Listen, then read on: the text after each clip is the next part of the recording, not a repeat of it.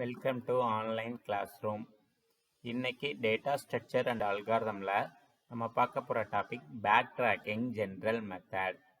Back tracking அப்படிங்கிறது one of the problem solving techniques. நம்ம already various problem solving techniques பார்த்துருக்கோம். Divide and conquer technique, greedy method அப்படிங்கிற problem solving டெக்னிக்லாம் பார்த்துருக்கோம். So divide and conquer technique அப்படிங்கிறது ஒரு ப்ராப்ளமை செவரல் பீஸ் ஆஃப் ஸ்மால் ப்ராப்ளம்ஸாக டிவைட் பண்ணிவிட்டு ஒவ்வொரு ஸ்மால் ப்ராப்ளமுக்கும் சொல்யூஷன் கண்டுபிடிச்சிட்டு அந்த கண்டுபிடிச்ச சொல்யூஷன்ஸ் எல்லாம் ஒன்றா கம்பைன் பண்ணோம் அப்படின்னா என்டையர் ப்ராப்ளத்துக்கான சொல்யூஷன் கிடைச்சிரும். இதை தான் டிவைட் அண்ட் கான்கியர் டெக்னிக் அப்படின்னு சொன்னோம். அந்த மாதிரி இந்த பேக் ட்ராக்கிங் அப்படிங்கிறது என்ன அப்படின்னு பார்த்தீங்கன்னா, பேக் ட்ராக்கிங் அப்படிங்கிறது நம்ம ஒரு ப்ராப்ளமை கோஹெட் அதாவது ப்ராசஸ் பண்ணிகிட்டே போகிறோம். எந்த இடத்துல அதுக்கு மேலே ப்ராசஸ் பண்ண முடியலையோ அப்போ ஒன் ஸ்டெப் பேக் வந்து வேறு ஏதாவது பாசிபிலிட்டிஸ் இருக்கா அப்படின்னு செக் பண்ணி வேறு ஏதாவது பாசிபிலிட்டிஸ் இருந்ததுன்னா அந்த பாசிபிலிட்டிஸ் வழியாக ட்ரை பண்ணுறது தான் பேக் ட்ராக்கிங் அப்படின்னு சொல்கிறோம். இதுக்கு இன்னொரு name trial and error method அப்படின்னு சொல்கிறாங்க. ஏன்னா நம்ம ப்ராசஸ் பண்ணிட்டு போயிட்டே இருக்கோம், சொல்யூஷன் வரல அப்படின்னா திரும்ப பின்னாடி வந்து வேறு பாசிபிலிட்டிஸில் ட்ரை பண்ணுறோம். ஸோ அதனால் இதுக்கு பேர் ட்ரையல் அண்ட் எரர் மெத்தட் அப்படின்னு சொல்லுவாங்க. இந்த பேக் ட்ராக்கிங்க்கு நம்ம பெஸ்ட் எக்ஸாம்பிள் என்ன சொல்லலாம் அப்படின்னு பார்த்தீங்கன்னா, நார்மலாக அந்த சிறுவர் மலர்லாம் வழி கண்டுபிடி, ஃபைண்ட் யுவர் பாத் அப்படின்ட்டு வரும். இப்போ இங்கே சைடில் ஒரு பிக்சர் வச்சுருக்கோம் பாருங்கள். அந்த ரேபிட் அதுக்கான கேரட்டை போய் சாப்பிட போகணும். அது எந்த வழியாக போனால் அந்த கேரட்டை போய் ரீச் பண்ணும் அப்படிங்கிறத நம்ம கண்டுபிடிக்க சொல்லுவோம். இது வந்து இந்த பேக் ட்ராக்கிங்க்கு ஒன் ஆஃப் த எக்ஸாம்பிளாக சொல்லலாம். ஸோ இங்கே இருக்கக்கூடிய அந்த ரேபிட் வந்து ஃபஸ்ட்டு அப்படியே போகுது. ஸோ இந்த வழியாக போச்சு அப்படின்னா இதுக்கு மேலே வழி இல்லை, ஸோ அதனால போக முடியாது. அப்போ பேக்கில் வந்து வேறு என்ன பாசிபிலிட்டிஸ், வேறு என்ன வழி இருக்குது அப்படின்னு சொல்லி பார்க்குது. ஸோ பேக்கில் வந்துட்டு வேறு வழி பார்த்திங்கன்னா அந்த இடத்துல இருந்து இன்னொரு வழி இருக்குது. ஸோ அந்த வழியாக போகுது. இங்கேயும் இதுக்கு மேலே போக முடியலை. அகைன் ஒரு ஸ்டெப் பேக் வருது. பேக் வந்துட்டு வேறு பாசிபிலிட்டிஸை ட்ரை பண்ணுது. வேறு பாத்து இருக்கிறதுனால அந்த பாத்து வழியாக நம்ம போய் பார்க்குறோம். ஸோ அங்கேயும் போக முடியலை. ஸோ அப்போ அகைன் பேக் வர்றோம். இங்கேருந்து வேறு ஏதாவது அல்டர்னேட்டிவ் இருக்கான்னு பார்க்குறோம். அல்டர்னேட்டிவ் இல்லை. ஸோ அகைன் பேக்கில் வந்துட்டு வேறு வழியாக ட்ரை பண்ணுது. ஸோ இப்போ வந்து பார்த்திங்கன்னா இந்த ரேபிட் வந்து அதனுடைய கேரட் போகிறதுக்கு இதுதான் சரியான வழி. ஓகேங்களா? ஸோ இப்போ இந்த மாதிரி நம்ம ட்ரை பண்ணுறதுக்கு பேர் தான் backtracking or trial and error method அப்படின்னு சொல்கிறோம். நம்மளுடைய ரியல் லைஃப்பில் நிறையா காம்ப்ளெக்ஸ் ப்ராப்ளம்ஸை பார்த்தீங்க அப்படின்னா இந்த backtracking or trial and error மெத்தடில் நம்மளால் சால்வ் பண்ண முடியும். ஓகேங்களா? நார்மலாக இந்த பேக் ட்ராக்கிங்கை வந்து 2 கேட்டகரிஸாக கிளாஸிஃபை பண்ணுறோம். அது என்னன்னு பார்த்தீங்கன்னா explicit constraint, implicit constraint. Explicit constraint அப்படின்னா என்ன அப்படின்னு பார்த்தீங்கன்னா, எக்ஸ்பிளிசிட் கன்ஸ்ட்ரெயின் அப்படிங்கிறது ஒரு செட் ஆஃப் ரூல்ஸ். என்ன அப்படின்னு பார்த்தீங்கன்னா, நம்ம எப்படி சொல்யூஷன் கண்டுபிடிக்கலாம் அல்லது நம்மளுடைய சொல்யூஷன் எப்படி இருக்கணும் அப்படிங்கிறதுக்கான ஒரு செட் ஆஃப் ரூல்ஸை தான் நம்ம எக்ஸ்பிளிசிட் கன்ஸ்ட்ரெயின் அப்படின்னு சொல்கிறோம். இந்த எக்ஸ்பிளிசிட் கன்ஸ்ட்ரெயின் வந்து பார்த்தீங்கன்னா ஆல்ரெடி நம்ம டிஃபைன் பண்ணியிருக்கோம். ஓகேங்களா? எனக்கு ரிசல்ட் இப்படி தான் இருக்கணும் அப்படின்னு சொல்லி நம்ம டிஃபைன் பண்ணியிருந்தோம் அப்படின்னா அதுக்கு பேர் எக்ஸ்பிளிசிட் கன்ஸ்ட்ரெயின் அப்படின்னு சொல்கிறோம். கீழே சம் எக்ஸாம்பிள்ஸ் கொடுத்துருக்கோம் பாருங்கள். ஸோ எக்ஸ் அப்படிங்கிறது நம்மளுடைய கிவன் செட்டு.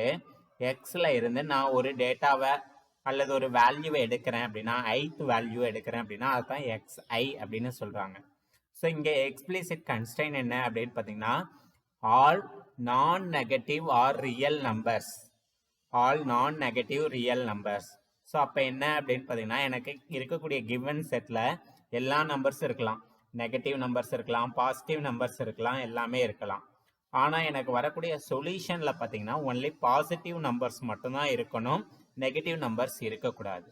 இதைத்தான் எக்ஸ்பிளிசிட் கன்ஸ்ட்ரெயின் அப்படின்னு சொல்லுவோம். அல்லது என்னுடைய செட்டில் வந்து எந்த நம்பர்ஸ் வேணாலும் இருக்கலாம், ஆனால் எனக்கு வரக்கூடிய ரிசல்ட் அப்படிங்கிறது 0 அல்லது 1, இந்த ரெண்டில் தான் ஏதாவது ஒன்று எனக்கு வரணும், மற்ற நம்பர்ஸ் அவுட்புட்டாக வரக்கூடாது. அப்படின்னா அதையெல்லாம் நம்ம எக்ஸ்பிளிசிட் கன்ஸ்ட்ரெயின் அப்படின்னு சொல்லுவோம். இந்த எக்ஸ்பிளிசிட் கன்ஸ்ட்ரெயினை சாட்டிஸ்ஃபை பண்ணக்கூடிய பாசிபிள் சொல்யூஷன்ஸ் எல்லாம் ஐ அப்படிங்கிற செட்டில் நம்ம வச்சுருப்போம். ஓகேங்களா? இதுதான் எக்ஸ்பிளிசிட் கன்ஸ்ட்ரைன். எக்ஸ்பிளிசிட் கன்ஸ்ட்ரைன் அப்படின்னா அதனுடைய அவுட்புட் எப்படி இருக்கணும் அப்படிங்கிற ரூல்ஸை நம்ம டிஃபைன் பண்ணியிருப்போம். இன்னொரு type implicit constrain. Implicit constrain அப்படிங்கிறதும் ரூல்ஸ் தான். நமக்கு அவுட்புட் எப்படி வரணும் அப்படிங்கிற ரூல்ஸ் தான் இம்ப்ளிசிட் கன்ஸ்ட்ரைனும்.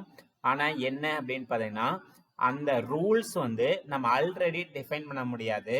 அது ரிலேட் டு ஈச் அதர். அதே கிவன் செட்டில் இருக்கக்கூடிய ரிமைனிங் டேட்டாவை டிபெண்ட் பண்ணி இருந்தது அப்படின்னா அதை இம்ப்ளிசிட் கன்ஸ்ட்ரைன் அப்படின்னு சொல்லுவோம். இப்போ ஃபார் எக்ஸாம்பிள் ஒரு நம்ம செஸ் கேமில் வந்து நம்ம ஒரு காயினை வந்து மூவ் பண்ணுறோம் அப்படின்னா அது எந்த பொசிஷனில் வச்சா நமக்கு அதை நான் அட்டாக்கிங் பொசிஷனில் இருக்கும்னு பார்த்து வைப்போம்.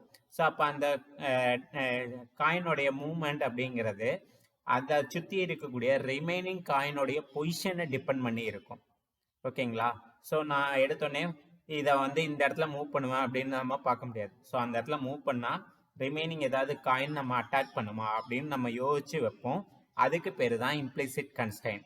ஸோ அதனுடைய சொல்யூஷன் அப்படிங்கிறது அதில் இருக்கக்கூடிய ரிலேட் டு ஈச் அதர் மற்ற வேல்யூஸ் அல்லது டேட்டாஸை டிபெண்ட் பண்ணி அதனுடைய சொல்யூஷன் இருந்தது அப்படின்னா அதை இம்ப்ளிசிட் கன்ஸ்ட்ரைன்னு சொல்லுவோம்.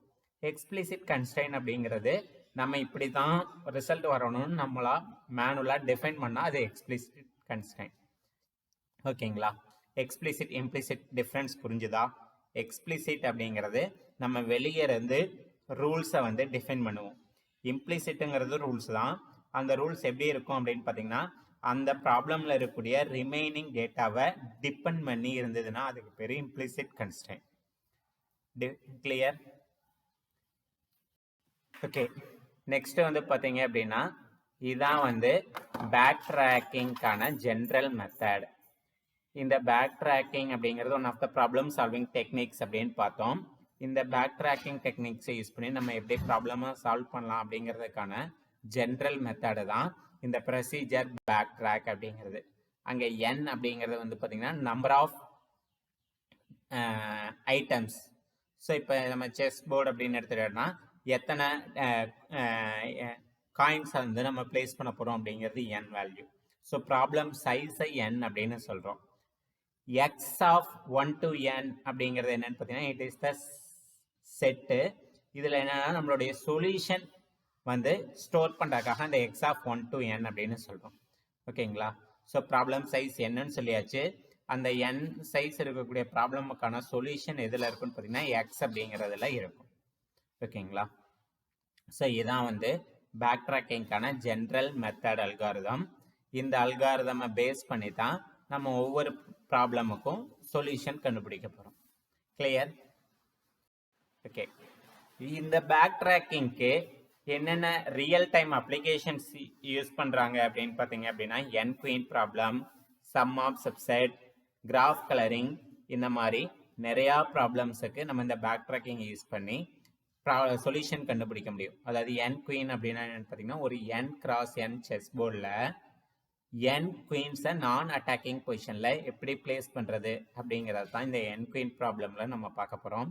சம் ஆஃப் சப்செட் அப்படிங்கிறதுல வந்து பார்த்தீங்க அப்படின்னா ஒரு n நம்பர்ஸ் இருக்கக்கூடிய செட்டை கொடுத்துட்டு அதனுடைய வெயிட் கொடுத்துருப்பாங்க. ஸோ அதில் எந்தெந்த செட் எல்லாம் எடுக்கல நமக்கான மேக்ஸிமம் வெயிட் வருது அப்படிங்கிறத கண்டுபிடிக்கிறது தான் sum of subset. Graph colouring அப்படிங்கிறது வந்து பார்த்தீங்கன்னா ஒரு பில்டிங் அல்லது வந்து பார்த்தீங்கன்னா இன்ஜினியரிங் ஒர்க்கில் வந்து கலரிங் பண்ணுறதுக்காக இந்த கிராஃப் கலரிங் அப்படிங்கிற ப்ராப்ளம் யூஸ் பண்ணுவாங்க. இந்த மாதிரி நிறையா ப்ராப்ளம்ஸை வந்து நம்ம பேக் ட்ராக்கிங் யூஸ் பண்ணி சால்வ் பண்ண முடியும். நம்ம இந்த யூனிட்டில் இந்த 3 ப்ராப்ளமை எப்படி சால்வ் பண்ணுறது அப்படிங்கிறது தான் இந்த டீட்டெயிலாக பார்க்கலாம். ஓகேங்களா? ஓகே, நெக்ஸ்ட்டு நம்ம பார்க்க போகிறது n குயின் ப்ராப்ளம் அல்லது 4 குயின் ப்ராப்ளம் அப்படின்னு சொல்லுவோம். ஸோ இதில் வந்து n cross n chess board. நார்மலாக எல்லாத்துக்கும் செஸ் கேம் விளையாட தெரியுமா? ஓகே, தெரியும். இதில் வந்து நார்மலாக செஸ் போர்டில் வந்து சிப்பாய் இருக்கும், ஹார்ஸ் இருக்கும், எலிஃபெண்ட் இருக்கும். ஸோ இங்கே அதெல்லாம் இல்லை, ஒன்லி 8 குயின்ஸ் எடுத்துக்கிறோம். நார்மல் கேமில் வந்து பார்த்திங்கன்னா ஒரு டீமுக்கு ஒரு குயின், டோட்டல் கேமுக்கு வந்து பார்த்தீங்கன்னா 2 டீம், அதனால 2 குயின் இருக்கும். ஆனால் இங்கே நம்ம 8 குயின்ஸ் எடுத்துக்க போகிறோம். உங்கள் எல்லாத்துக்கும் குயினுடைய மூவ்மெண்ட் தெரியுமா? கரெக்ட் தாங்க. குயின் வந்து ரோ வைஸாக மூவ் ஆகும், காலம் வைஸாக மூவ் ஆகும், டயகனல் அதாவது கிராஸாக மூவ் ஆகும். இதுதான் குயினுடைய மூவ்மெண்ட். இப்போ நம்ம என் கிராஸ் என் செஸ் போர்டு எடுத்துட்டு அந்த செஸ் போர்டில் என் குயின்ஸை நான் அட்டாக்கிங் பொசிஷனில் பிளேஸ் பண்ண போகிறோம். நார்மலாக வந்து செஸ் போர்டு அப்படின்னு பார்த்தீங்கன்னா 8 rows 8 columns இருக்கும். ஸோ 8 rows 8 columns இருக்கக்கூடிய செஸ் போர்டு தான் நார்மலாக இருக்கும். அதில் வந்து பார்த்தீங்கன்னா டோட்டலாக 64 columns இருக்கும். ஓகேங்களா? இப்போ நம்ம இங்கே எக்ஸாம்பிளுக்கு எடுத்துக்கூடியது 4 குயின் ப்ராப்ளம் எடுத்துக்கிறோம். ஸோ 4x4 செஸ் போர்டு எடுத்துகிட்டு டோட்டலாக 4 rows 4 columns இருக்கக்கூடிய செஸ் போர்டு, அப்போ வந்து டோட்டலாக 16 cells இருக்கக்கூடிய செஸ் போர்டு எடுத்துகிட்டு அதில் 4 குயின்ஸை நான் அட்டாக்கிங் பொசிஷனில் எப்படி பிளேஸ் பண்ணுறது அப்படிங்கிறத நம்ம ஒரு எக்ஸாம்பிளோட பார்க்கலாம். இங்கே பார்த்தீங்க அப்படின்னா நான் எடுத்துக்கிட்டது 4x4 செஸ் போர்டு எடுத்துக்கிட்டேன். ஸோ 4 rows 4 columns இருக்கக்கூடிய செஸ் போர்டு எடுத்துக்கிறேன். ஸோ குயினுடைய மூவ்மெண்ட் அப்படின்னு பார்த்தீங்கன்னா ரோ வைஸ் மூவ் ஆகும், காலம் வைஸ் மூவ் ஆகும், டயகனலாக அதாவது கிராஸாக மூவ் ஆகும். ஸோ ஃபஸ்ட்டு குயினை பிளேஸ் பண்ணிட்டோன்னா செகண்ட் குயினை வந்து இந்த அட்டாக் பொசிஷனை தவிர ரிமைனிங் பிளேஸ் செல்லில் தான் நம்ம பிளேஸ் பண்ணணும். ஓகேங்களா? இப்போ நான் ஃபஸ்ட்டு குயின் எடுத்து ஃபஸ்ட்டு ரோவில் ஃபஸ்ட்டு காலமில் பிளேஸ் பண்ணுறேன். ஓகேங்களா? ஸோ இப்போ தான் நான் ஃபஸ்ட்டு குயினை பிளேஸ் பண்ணியிருக்கேன். ஸோ எனக்கு வேறு எந்த குயினும் இல்லை, ஸோ எதுவுமே அட்டாக் இல்லை, அதனால இந்த இடத்துல பிளேஸ் பண்ணிட்டேன். நெக்ஸ்ட்டு செகண்ட் குயின் எங்கே பிளேஸ் பண்ணலான்னு பார்த்தீங்கன்னா ஃபஸ்ட்டு ரோவில் பிளேஸ் பண்ண முடியாது. ஏன்னா ஃபஸ்ட் ரோவில் பிளேஸ் பண்ணால் ஃபஸ்ட்டு குயின் அட்டாக் பண்ணும். அப்போ செகண்ட் ரோவில் தான் நம்ம செகண்ட் குயினை பிளேஸ் பண்ண முடியும். செகண்ட் ரோவிலையும் ஃபஸ்ட்டு காலமில் பிளேஸ் பண்ண முடியுமான்னு பார்த்தீங்கன்னா முடியாது. ஏன்னா செகண்ட் ரோ ஃபஸ்ட்டு காலமில் பிளேஸ் பண்ணால் ஃபஸ்ட்டு குயின் வந்து அட்டாக் பண்ணும். அதனால second row first column place பண்ண முடியாது. Second row second column place பண்ண முடியுமான்னு பார்த்தீங்கன்னா அந்த இடத்துலையும் பிளேஸ் பண்ண முடியாது. அந்த இடத்துல பிளேஸ் பண்ணால் ஃபஸ்ட்டு குயின் டயகனலாக அதாவது கிராஸாக வந்து அட்டாக் பண்ணும். ஸோ அந்த இடத்துலையும் நம்மளால் பிளேஸ் பண்ண முடியாது. அதனால் செகண்ட் குயினை செகண்ட் ரோ தேர்டு காலமில் பிளேஸ் பண்ணலாம். அந்த இடத்துல பிளேஸ் பண்ணால் எதுவுமே அட்டாக் பண்ணாது. அதனால நான் அந்த இடத்துல பிளேஸ் பண்ணிடுறேன். ஓகேங்களா? அடுத்து தேர்டு குயின் எடுத்துகிட்டு ஃபஸ்ட் ரோவில் பிளேஸ் பண்ண முடியாது. ஏன்னா ஃபஸ்ட் குயின் வந்து அட்டாக் பண்ணும். செகண்ட் ரோலையும் பிளேஸ் பண்ண முடியாது, செகண்ட் குயின் அட்டாக் பண்ணும். அதனால தேர்டு ரோவில் ஃபஸ்ட்டு காலமில் பிளேஸ் பண்ண முடியுமான்னு பார்த்தீங்கன்னா ஃபஸ்ட்டு காலமில் பிளேஸ் பண்ண முடியாது. ஏன்னா ஃபஸ்ட் காலமில் பிளேஸ் பண்ணோன்னா தேர்ட் ரோ ஃபஸ்ட்டு காலமில் ஃபஸ்ட்டு குயின் வந்து அட்டாக் பண்ணும். செகண்ட் காலமில் தேர்ட் ரோ செகண்ட் காலமில் பிளேஸ் பண்ண முடியுமான்னு பார்த்தீங்கன்னா தேர்ட் ரோ செகண்ட் காலமில் பிளேஸ் பண்ணால் செகண்ட் குயின் வந்து கிராஸாக அட்டாக் பண்ணும். தேர்ட் ரோ தேர்டு காலமில் பிளேஸ் பண்ணாலும் செகண்ட் குயின் அட்டாக் பண்ணும். தேர்ட் ரோ ஃபோர்த்து காலமில் பிளேஸ் பண்ணாலும் செகண்ட் குயின் அட்டாக் பண்ணும். ஸோ இப்போ இந்த இடத்துல என்னால் தேர்டு குயினை பிளேஸ் பண்ணவே முடியலை.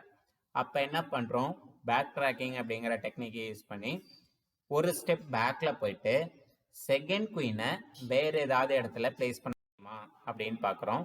இந்த இடத்துல வந்து பார்த்தீங்கன்னா செகண்ட் குயினை ஃபோர்த்து காலமில் பிளேஸ் பண்ண முடியும். அதனால் நான் செகண்ட் குயினை ஃபோர்த்து காலமில் பிளேஸ் பண்ணிட்டேன். ஓகேங்களா? செகண்ட் குயினை ஃபோர்த்து காலமில் பிளேஸ் பண்ணியாச்சு. நெக்ஸ்ட்டு தேர்டு குயின் இப்போ பிளேஸ் பண்ண முடியுமான்னு பார்த்தீங்கன்னா தேர்டு குயினை தேர்ட் ரோ ஃபஸ்ட்டு காலமில் பிளேஸ் பண்ண முடியாது. தேர்டு குயினை தேர்டு ரோ செகண்ட் காலமில் பிளேஸ் பண்ணுறதுக்கான பாசிபிலிட்டிஸ் இருக்குது. அதனால நான் அந்த இடத்துல பிளேஸ் பண்ணுறேன். ஸோ ஃபஸ்ட்டு காலமில் தேர்ட் ரோ ஃபஸ்ட்டு காலமில் பிளேஸ் பண்ண முடியாது, ஃபஸ்ட் குயின் அட்டாக் பண்ணும். அதனால் நான் வந்து தேர்டு குயினை தேர்ட் ரோ செகண்ட் காலமில் பிளேஸ் பண்ணுறேன். பிளேஸ் பண்ணியாச்சு. நெக்ஸ்ட்டு இப்போ ஃபோர்த்து குயினை பிளேஸ் பண்ணணும். ஃபோர்த்து குயினை ஃபோர்த் ரோ ஃபஸ்ட்டு காலமில் பிளேஸ் பண்ண முடியுமான்னு பார்த்தீங்கன்னா முடியாது. ஏன்னா இட் இஸ் ஃபஸ்ட்டு குயின் வந்து அட்டாக் பண்ணும், தேர்டு குயினும் கிராஸாக டயகனலாக அட்டாக் பண்ணும். Fourth row second column attack பண்ண பிளேஸ் பண்ண முடியுமான்னு பார்த்தீங்கன்னா அந்த இடத்துல தேர்டு குயின் அட்டாக் பண்ணும். அதனால அந்த இடத்துலையும் பிளேஸ் பண்ண முடியாது. ஃபோர்த் ரோ தேர்டு காலமில் பார்த்தீங்கன்னா தேர்டு குயின் கிராஸாக டயகனலாக அட்டாக் பண்ணும். அதனால அந்த இடத்துலையும் பிளேஸ் பண்ண முடியாது. ஃபோர்த் ரோ ஃபோர்த்து காலம் வந்து பார்த்தீங்கன்னா செகண்ட் குயின் அட்டாக் பண்ணும், ஃபஸ்ட்டு குயினும் டயகனலாக அட்டாக் பண்ணும். ஸோ அதனால் அந்த இடத்துலையும் பிளேஸ் பண்ண முடியாது. அப்போ ஃபோர்த்து குயினை என்னால் எந்த இடத்துலையுமே பிளேஸ் பண்ண முடியலை. அதனால் நான் அகைன் பேக் ட்ராக்கிங் யூஸ் பண்ணி ஒரு ஸ்டெப் பின்னாடி போய் நான் ட்ரை பண்ணுறேன். அதாவது பின்னாடி போய் தேர்டு வேறு ஏதாவது இடத்துல ப்ளேஸ் பண்ண முடியுமான்னு பார்க்குறேன். தேர்டு குயினை வேறு எந்த இடத்துலையும் ப்ளேஸ் பண்ண முடியாது. தேர்டு குயினை தேர்ட் ரோ தேர்டு காலமில் ப்ளேஸ் பண்ணாலும் செகண்ட் குயின் அட்டாக் பண்ணும். தேர்ட் ரோ ஃபோர்த்து காலமில் ப்ளேஸ் பண்ணாலும் செகண்ட் குயின் அட்டாக் பண்ணும். ஸோ அதனால் வேறு எந்த இடத்துலையும் ப்ளேஸ் பண்ண முடியாது. So again go to one step back. போயிட்டு செகண்ட் குயினை வேறு ஏதாவது இடத்துல ப்ளேஸ் பண்ண முடியுமான்னு பார்க்குறேன். செகண்ட் குயின் ஆல்ரெடி லாஸ்ட் காலமில் இருக்குது. அதனால் இதுக்கு மேலே செகண்ட் குயினை வேறு எங்கேயும் மூவ் பண்ண முடியாது.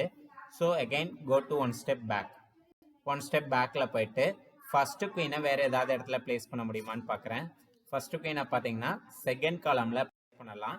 அதனால் நான் அந்த இடத்துல செகண்ட் காலமில் ப்ளேஸ் பண்ணிட்டேன். செகண்ட் காலமில் ப்ளேஸ் பண்ணிவிட்டு நெக்ஸ்ட்டு செகண்ட் குயினை வந்து பார்த்தீங்கன்னா second row first column place பண்ண முடியாது. ஏன்னா ஃபஸ்ட்டு குயின் அட்டாக் பண்ணும். செகண்ட் ரோ செகண்ட் காலமும் ப்ளேஸ் பண்ண முடியாது, ஃபஸ்ட்டு குயின் அட்டாக் பண்ணும். செகண்ட் ரோ தேர்டு காலம்லையும் ப்ளேஸ் பண்ண முடியாது, ஃபஸ்ட்டு குயின் அட்டாக் பண்ணும். அதனால் செகண்ட் ரோ ஃபோர்த்து காலமில் நான் ப்ளேஸ் பண்ணிடுறேன். நெக்ஸ்ட்டு தேர்டு குயினை தேர்ட் ரோ ஃபஸ்ட்டு காலமில் நான் ப்ளேஸ் பண்ணியிருக்கேன். தேர்ட் ரோ ஃபஸ்ட்டு காலமில் தேர்டு குயினை ப்ளேஸ் பண்ணதுக்கப்புறம் ஃபோர்த்து குயின் பார்த்தீங்க அப்படின்னா ஃபோர்த் ரோ ஃபஸ்ட்டு காலம் என்னால் ப்ளேஸ் பண்ண முடியாது. காரணம் தேர்டு குயின் வந்து அட்டாக் பண்ணும். ஃபோர்த் ரோ செகண்ட் காலம்லையும் என்னால் ப்ளேஸ் பண்ண முடியாது. ஏன்னா தேர்டு குயினும் அட்டாக் பண்ணும், ஃபஸ்ட்டு குயினும் அட்டாக் பண்ணும், செகண்ட் குயினும் அட்டாக் பண்ணும். தேர்டு குயினும் செகண்ட் குயினும் டயகனலாக அதாவது கிராஸாக அட்டாக் பண்ணும், ஃபஸ்ட்டு குயின் ஸ்ட்ரைட்டாக அட்டாக் பண்ணும். அதனால் அந்த இடத்துலையும் என்னால் ப்ளேஸ் பண்ண முடியாது. ஸோ ஃபோர்த் ரோ தேர்டு காலமில் என்னால் ப்ளேஸ் பண்ண முடியும். ஸோ நான் அந்த இடத்துல ப்ளேஸ் பண்ணிடுறேன். ஸோ இப்போ என்னால் 4 குயின்ஸை வந்து பார்த்திங்கன்னா 4x4 செஸ் போர்டில் ப்ளேஸ் பண்ண முடியுது. இதை தான் வந்து நம்ம 4 குயின் ப்ராப்ளம் அல்லது n குயின் ப்ராப்ளம் அப்படின்னு சொல்லுவோம்.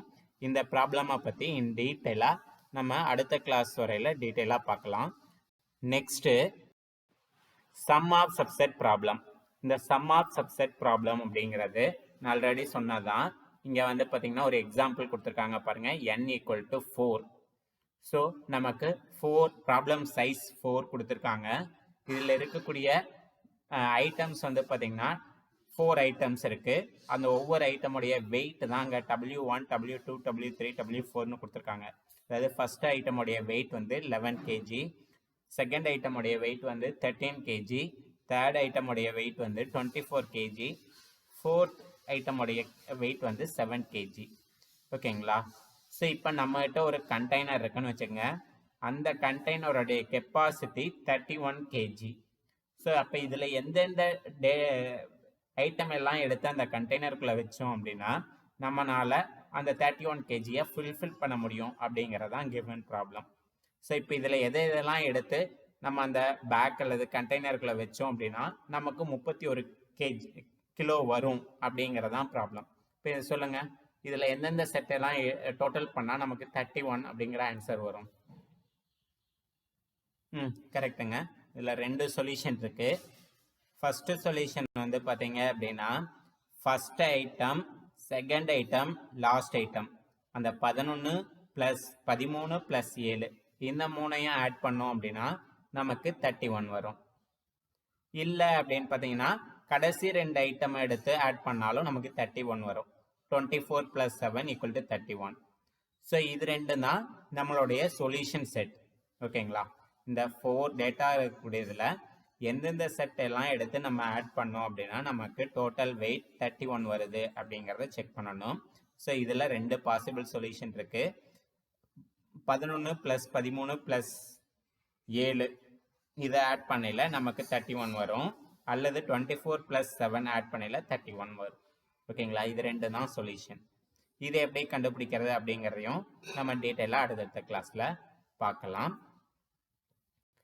நெக்ஸ்ட்டு இங்கே இருக்கக்கூடிய ப்ரொசீஜர் பார்த்தீங்க அப்படின்னா நம்ம இதுக்கு முன்னாடி ஒரு ப்ரொசீஜர் பார்த்தோம், ப்ரொசீஜர் பேக் ட்ராக் அப்படின்ட்டு. இப்போ நம்ம பார்க்க போகிற ப்ரொசீஜர் பார்த்தீங்கன்னா ப்ரொசீஜர் ஆர் பேக் ட்ராக். அதாவது இது ரெண்டுக்கும் என்ன டிஃப்ரென்ஸ் அப்படின்னு பார்த்தீங்கன்னா ஃபஸ்ட்டு பார்த்த ப்ரொசீஜர் வந்து normal back tracking using iterations, அதாவது லூப்பிங் ஸ்டேட்மெண்ட்டை யூஸ் பண்ணி பர்ஃபார்ம் பண்ண பேக் ட்ராக்கிங் அந்த ப்ரொசீஜர். இப்போ நீங்கள் பார்க்கக்கூடிய இந்த ப்ரொசீஜர் ஆர் பேக் அப்படிங்கிறது ரெக்ரசிவ் பேக்ட்ராக். இது வந்து ரெக்ரசிவ் மெத்தட்ஸை யூஸ் பண்ணி நம்ம கால் பண்ணியிருக்கக்கூடிய பேக்ட்ராக்கிங் ஜென்ரல் மெத்தட். ஓகேங்களா, ரெண்டுமே பேக்ட்ராக்கிங்கான ஜென்ரல் மெத்தடை தான். அது யூஸிங் இட்ரேஷன் லூப்பிங் ஸ்டேட்மெண்ட்டை யூஸ் பண்ணி பர்ஃபார்ம் பண்ண பேக்ட்ராக்கிங் ஜென்ரல் மெத்தடு. இப்போ நீங்கள் பார்த்துக்கிட்டு இருக்கக்கூடியது வந்து பார்த்தீங்கன்னா ரெக்ரசிவ் மெத்தட்ஸை யூஸ் பண்ணி டிசைன் பண்ணியிருக்கக்கூடிய பேக்ட்ராக்கிங் ஜென்ரல் மெத்தட். இந்த ரெண்டு பேக்ட்ராக்கிங் அல்காரிதமுக்கான கம்ப்யூட்டிங் டைம் பார்த்தீங்க அப்படின்னா பெஸ்ட் கேஸில் R(n). ஓகேங்களா, இந்த ரெண்டு அல்காரிதம் பேக்ட்ராக் அண்ட் பேக்ட்ராக் ரெண்டு அல்காரிதம் உடைய கம்ப்யூட்டிங் டைமும் பார்த்தீங்கன்னா பெஸ்ட் கேஸில் என்னவா இருக்கும்னு பார்த்தீங்கன்னா R(n) இருக்கும். ஒர்ஸ்ட் கேஸில் என்னவா இருக்கும்னு பார்த்தீங்கன்னா R(p(n) 2n) அல்லது R(q(n)(n)(n)(n)(n)(n)(n)(n)(n).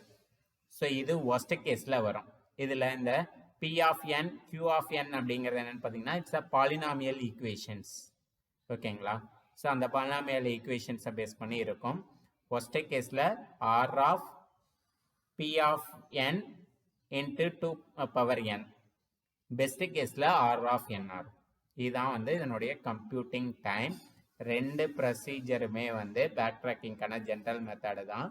நீங்கள் யூஸிங் இட்ரேஷன் ஸ்டேட்மெண்ட்டை யூஸ் பண்ணி வேணாலும் நம்ம டிஃபைன் பண்ணலாம், அல்லது ரெக்ரஷன் மெத்தட்ஸை யூஸ் பண்ணி வேணாலும் பேக்ட்ராக்கிங் ப்ராப்ளம்ஸை வந்து சால்வ் பண்ண முடியும். ஓகே, ஐ ஹோப் பேக்ட்ராக்கிங் அப்படின்னா என்ன, பேக்ட்ராக்கிங் ஜென்ரல் மெத்தடில் இருக்கக்கூடிய ரெண்டு ப்ரொசீஜர், அதாவது ப்ரொசீஜர் பேக்ட்ராக், ப்ரொசீஜர் பேக்ட்ராக் ரெண்டுக்கும் என்ன டிஃப்ரென்ஸ், பேக்ட்ராக்கிங்கை யூஸ் பண்ணி என்னென்ன மாதிரியான ரியல் டைம் அப்ளிகேஷன்ஸை சால்வ் பண்ண முடியும், என் குயின் ப்ராப்ளம் அப்படின்னா என்ன அப்படிங்கிறதெல்லாம் உங்களுக்கு புரிஞ்சிருக்கும் அப்படின்னு நினைக்கிறேன். இதில் ஏதாவது டவுட்ஸ் இருந்தது அப்படின்னா ஆஸ்க் கொஸ்டின்ஸ். நெக்ஸ்ட் கிளாஸ் நம்ம 8 குயின் ப்ராப்ளமை பற்றி பார்க்கலாம். தேங்க்யூ.